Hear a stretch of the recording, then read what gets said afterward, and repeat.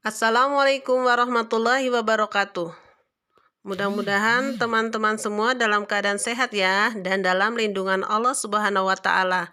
Terutama bagi yang tadi tidak ikut tatap muka terbatas. Mudah-mudahan semua eh, dalam keadaan sehat. Seandainya pun lagi sakit, mudah-mudahan Allah cepat menyembuhkannya. Amin. Nah, untuk kali ini kita belajar tema 1, subtema 1, pembelajaran 5. Untuk lebih jelasnya, teman-teman simak video berikut ini. Semangat! Kelinci bergerak lincah, berlari, dan meloncat. Sedangkan siput bergerak sangat pelan. Mengapa bisa begitu ya? Guman Edo penasaran. Karakteristik antara kelinci dan siput. Kelinci merupakan vertebrata atau hewan bertulang belakang. Sedangkan siput merupakan avertebrata atau hewan tidak bertulang belakang. Gerakan kelinci lincah dan cepat, sedangkan gerakan siput lambat. Organ gerak kelinci adalah kaki, sedangkan organ gerak siput adalah kaki perut. Kelinci bergerak dengan cara meloncat, sedangkan siput bergerak dengan cara seolah-olah merayap. Kelinci tubuhnya dipenuhi bulu halus, sedangkan siput tubuhnya dilindungi oleh cangkang.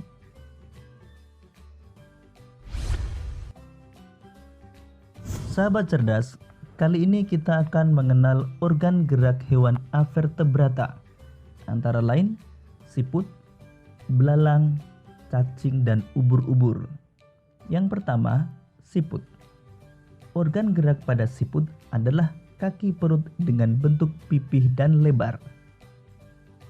Fungsi utama kaki perut pada siput adalah untuk bergerak dan berpindah tempat. Selanjutnya, belalang. Organ gerak pada belalang adalah sayap dan 3 pasang kaki yang berruas. Fungsinya untuk bergerak dengan cara terbang dan melompat.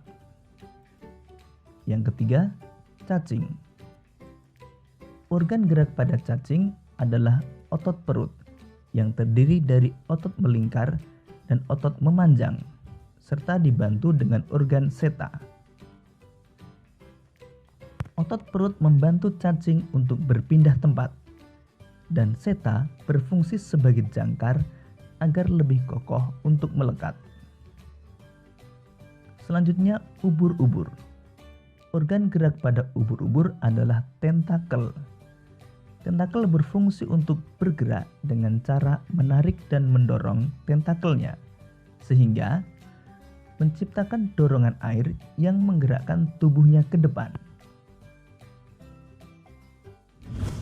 Sahabat cerdas, kali ini kita akan menentukan ide pokok dan kalimat pengembang pada bacaan siput bukanlah hewan lemah.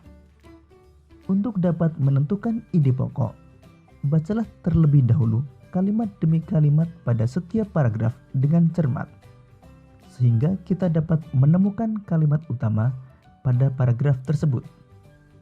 Dan dari kalimat utama tersebut, kita dapat menentukan ide pokok. Mari kita baca mulai dari paragraf pertama.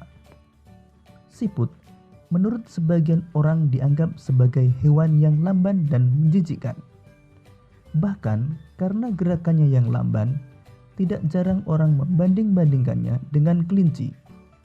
Siput juga dianggap menjijikkan karena tubuhnya yang penuh lendir. Kalimat utama pada paragraf pertama terletak pada kalimat pertama, sedangkan kalimat kedua dan ketiga merupakan kalimat pengembang. Sehingga ide pokok pada paragraf pertama adalah siput dianggap sebagai hewan yang lamban dan menjijikkan. Paragraf kedua, sebenarnya siput memiliki kelebihan dan keistimewaan. Kelebihan dan keistimewaan siput ini merupakan karunia Tuhan yang tidak dimiliki oleh hewan-hewan lain.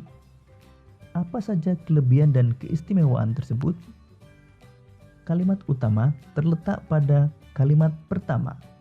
Kalimat kedua dan ketiga merupakan kalimat pengembang. Sehingga ide pokok pada paragraf kedua adalah siput memiliki kelebihan dan keistimewaan. Kita lanjutkan ke paragraf ketiga. Siput merupakan hewan yang berjasa dalam penguraian serpihan daun-daunan. Kenapa berjasa? Karena siput memakan daun-daunan dan menjadikannya bagian-bagian yang kecil atau serpihan, sehingga mudah untuk diuraikan oleh bakteri pengurai. Jika benda-benda yang besar seperti daun berubah menjadi serpihan dan diuraikan, akan bermanfaat bagi kelestarian lingkungan sekitar siput berada. Hasil penguraian yang diawali oleh siput ini akan berfungsi menjadi pupuk alami sehingga tanah pun menjadi subur. Kalimat utama terletak pada kalimat pertama, sedangkan kalimat kedua, tiga, dan empat merupakan kalimat pengembang. Sehingga ide pokok paragraf ketiga adalah siput merupakan hewan yang berjasa dalam penguraian daun. Paragraf keempat, siput adalah sang pengembara yang mandiri. Meskipun siput berjalan lamban, namun siput memiliki stamina yang sangat bagus. Daerah pengembaraan siput pun sangat luas. Pengembaraan siput dimulai sejak siput menetas. Setelah menetas, siput langsung mandiri. Siput tidak lagi terikat dan bergantung pada induknya. Kalimat utama terletak pada kalimat pertama, sedangkan kalimat kedua sampai keenam merupakan kalimat pengembang. Sehingga ide pokok pada paragraf keempat adalah siput sang pengembara yang mandiri. Demikian tadi sahabat cerdas, ide pokok pada paragraf pertama sampai keempat. Kalian dapat berlatih untuk menentukan ide pokok pada paragraf.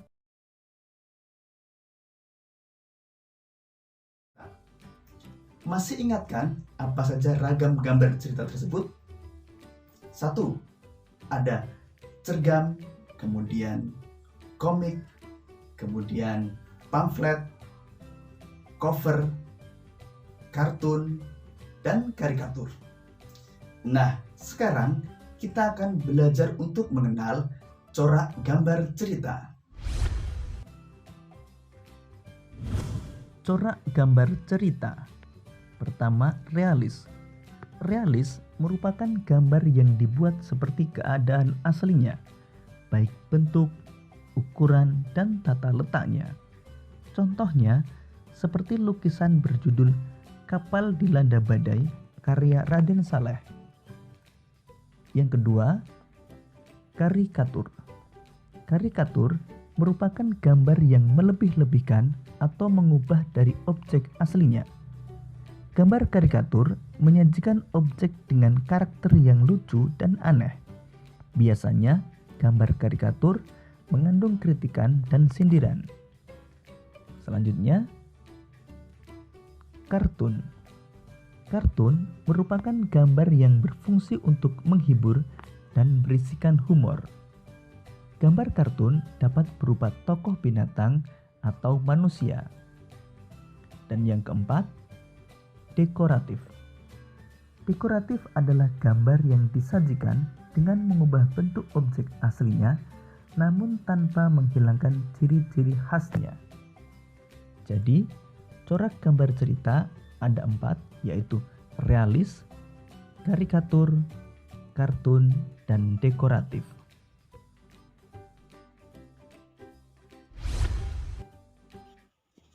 Demikianlah pembelajaran hari ini.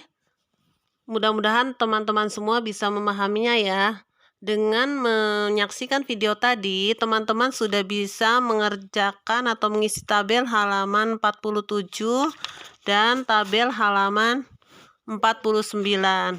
Nah, untuk tugas di rumah, seperti teman-teman yang tadi datang, teman-teman yang di rumah juga mengerjakan tugas yaitu menggambar ya.